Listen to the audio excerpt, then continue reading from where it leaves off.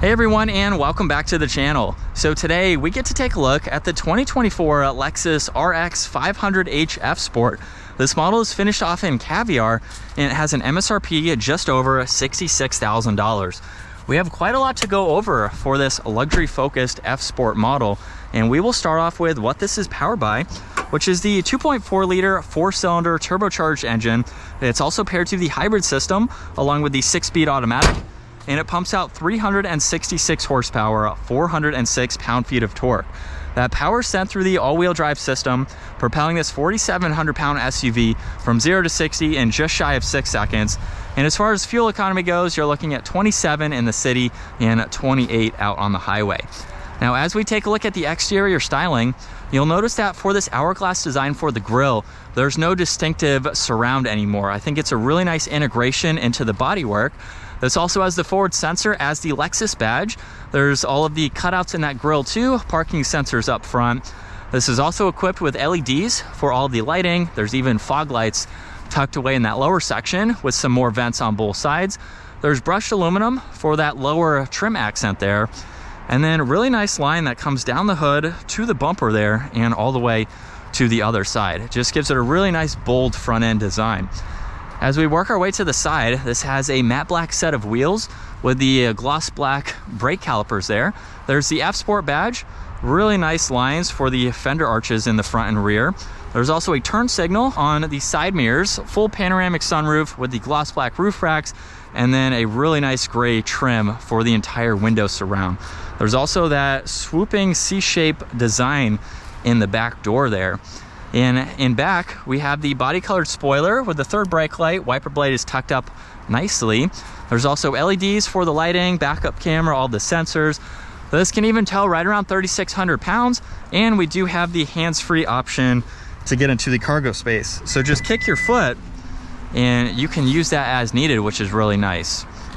There's also plenty of space in the back. There is a spare tire underneath. You do have some hooks, and you can even use these controls to fold down the back seats as well. So you have plenty of space for this SUV. Now, as we work our way to the back, this does have proximity door handles. However, the door handle is fixed. So just push the electronic button on the back side here, and that is how we can unlock it and open up this door. Where we have a really nice design for the door panel here. We do have the electronic release. Simply just pull it twice towards yourself though, in case that fails for whatever reason. You have more storage in that lower section there, lock and unlock, and the window controls. And then the two-tone design with the leather and the Alcantara for the back, which is a really nice touch. Now there's also storage pockets. You have your vents, temperatures, some auxiliaries. I have plenty of space too at 5'10". And these seats also recline, so hopefully you can tell this one's all the way up and those two are all the way back. Now you do have the armrest with cup holders and storage, and then the moonroof goes all the way to the back here, so you definitely have a lot of light for your backseat passengers. Now up front, the side mirrors are also power folding. You have your window controls, and then everything else is the same as in the back. There's the F Sport badge, and then you get F Sport in the headrest too, which is nice to see. We have the solid and perforated leather steering wheel with the paddle shifters on the back. And then you'll notice we have some physical buttons here laid out for volume.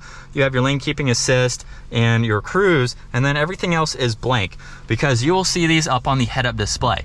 So if I use the controls on the left side, we can go from mode, seek and track, and audio to your Bluetooth and voice commands along with the volume there. And then on the right side, we can go into your mode for your driving assistance, your following distance, and then you can also go through being able to raise and lower the head-up display, and you can go through your audio, boost gauge, G-force meter, gear position. You have quite a lot here, fuel consumption that you can scroll through. So all of that is going to be shown up front or up top there. You'll also see it down below. So you can go through all of it here and read out all of this information, at least for the right side there. And then here's the rest of the gauge cluster, which is fixed. Now on this left side, you get a little bit of storage. There's also the trunk release, fuel cap release, you have memory seating adjustments. And then with the optional larger screen here, you have quite a lot to go through. You can get into your driving modes as well as your driver assistance, go through all of these standard safety features. You have your active sound control, energy flow, your all-wheel drive system. And then there's also a lot of settings that you can go into to set this up the way that you would like. This also has heated and ventilated seats, heated steering wheel. You have some climate adjustments that you can get into, along with shortcuts here that you can view. You also can get into the rear climates and adjust them, as well as your fronts, of course. And you have your temperature dials on both sides, where you'd like the air to go, all of that. There's also power and volume, defrosters. You have some air vents. There's also wireless charging and a lot of auxiliaries and storage. You have 2 cup holders. If we put this into reverse, there's the backup camera with the guidelines there. You have drive, along with the manual setting and park. There's also traction control, auto hold, e-brake. You have this off-roading control, where you'll notice the Christmas tree, some gravel or terrain there. And then you can also open up the armrest 2 different ways, which is really neat. You have plenty of storage in the glove box there, garage door buttons up top, your dome lights, and your controls for the sunshade and sunroof. And then it's pretty easy to see over both shoulders, so you have quite a lot of glass. Let's go ahead though, get this out on the road. And while we're still in sport mode, second gear, here we go.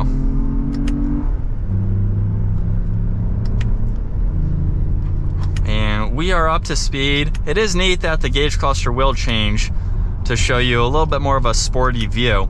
But this is what it's like to be behind the wheel for this RX500. Really nice interior. I like the upgrades that this model has received.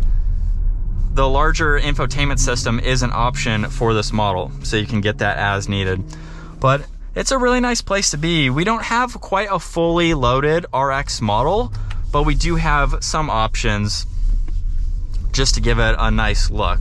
So you can throw on a few other options just depending on what you would like. And it is a smooth driving vehicle. This would be something that you could daily drive. You can rack up the miles on. We do have that hybrid system, so that is going to give you a little bit more power in the lower RPM range, just to kind of get up moving a little bit quicker. There's no settings to have the hybrid system used as is. That's kind of all automatic in the background, where when you start it up or in parking lot situations, it'll utilize a little bit more of that hybrid system. If we go into normal, you can see your charge, eco, and power. That's all in the background. This isn't a plug-in or anything like that. So if you're looking for, again, more of a simple vehicle, you don't have to mess with any of the driving modes aside from your eco and sport, you can let that hybrid system work in the background, which I think is really neat. But it's definitely going to give you more get up and go and then the slower speed. So it's a really nice system to have for a model like this, and it's going to give you a lot better MPG. So for having an SUV, you can get some really good MPG numbers. And then as far as turning goes, it's a pretty tight circle, so we were easily able to do that without having to back up. And then, like I mentioned earlier with visibility, it's very easy to see all around here. And then with that hybrid power, we can get back up to speed here as we're merging into traffic. And we are back up. So it's a great option. Again, something you can daily drive, you can have for several years, and just be comfortable in this F Sport model. That is going to wrap it up for the RX500h F Sport.